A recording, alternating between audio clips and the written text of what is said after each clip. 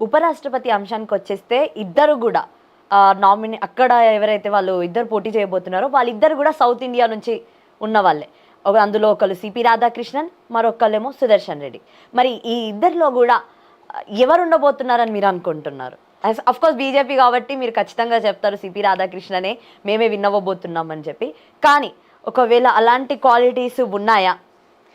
ఇప్పుడు ఒకటేమ్మా, కాంగ్రెస్ పార్టీ మళ్ళొకసారి వారి యొక్క కపట ప్రేమని మళ్ళీ ప్రూవ్ చేసుకుంది. ఎందుకంటే బీసీల పైన ఎంతసేపటికి కపట ప్రేమ చూపిస్తూ భారతదేశం మొత్తం కూడా బీసీ రిజర్వేషన్ ఏర్పాటు చేయాలి, కులగణన చేయాలి, బీసీలకు న్యాయం చేయాలని కపట ప్రేమ చూపించే కాంగ్రెస్ పార్టీ వాళ్ళ యొక్క బుద్ధిని మళ్ళా చూపించుకుంది. ఎందుకంటే మనం అర్థం చేసుకోవాల్సిన విషయం ఏంటంటే మొత్తం కాంగ్రెస్ పార్టీకి ఒడబడితే ఒక్క బీసీ అభ్యర్థి ఉపరాష్ట్రపతి దొరకలేరా? వి హనుమంతరావు గారు అసలు ఈ సోనియా గాంధీ కానీ, రాజీవ్ గాంధీ కానీ, లేకపోతే ఇప్పుడు రాహుల్ గాంధీ కానీ ఇంకా రాజకీయాల్లో ఉన్నారు, ప్రియాంక గాంధీ గారు రాజకీయాల్లో ఉన్నారంటే రాహుల్ గాంధీ ఒక సందర్భంలో రాజకీయాల నుంచి తప్పుకోవడానికి ప్రయత్నం చేస్తారు. అసలు రాజకీయాలకు నేను రాను, ఆయన పైలట్గా ఉన్నప్పుడు రాజకీయాలకు నేను రాను అంటాడు. అన్నప్పుడు వి హనుమంతరావు ఒక బీసీ బిడ్డ ఆయన ప్రకటిస్తాడు ఏమంటే నెక్స్ట్ రాజీవ్ గాంధీ ప్రధానమంత్రి అంటాడు.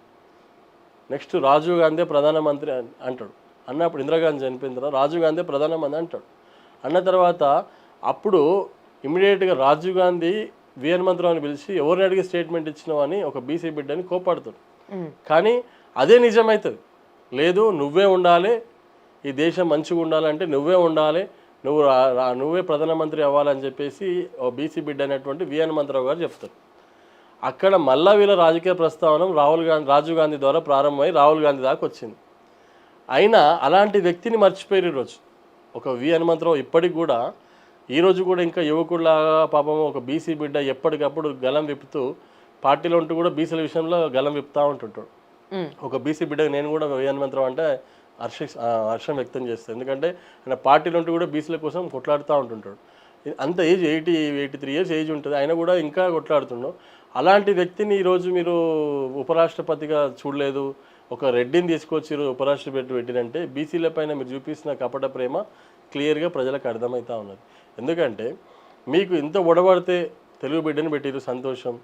ఎందుకు వి హనుమంతరావుని పెట్టలేకపోయారు? అలాంటి వ్యక్తులు ఎంతోమంది ఉన్నారు కదా పార్టీలో, పార్టీ కష్టపడ్డ వాళ్ళు ఎంతోమంది ఉన్నారు.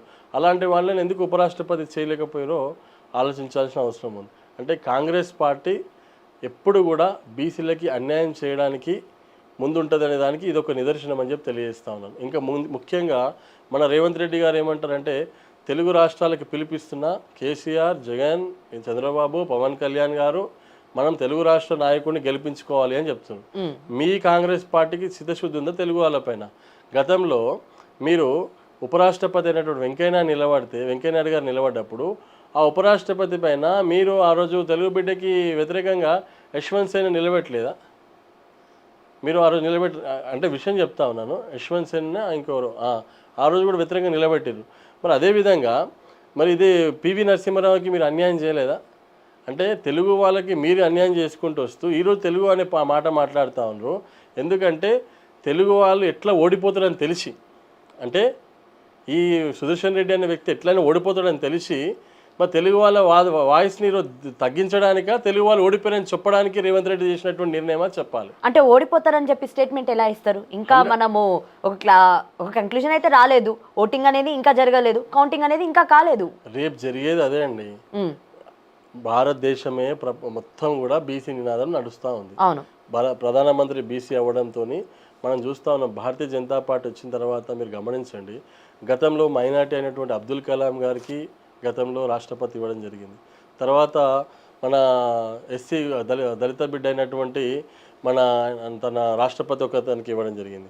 తర్వాత ముర్ము గారికి ఇవ్వడం జరిగింది. అవునా? అంటే ఎస్టీ గిరిజన బిడ్డకి.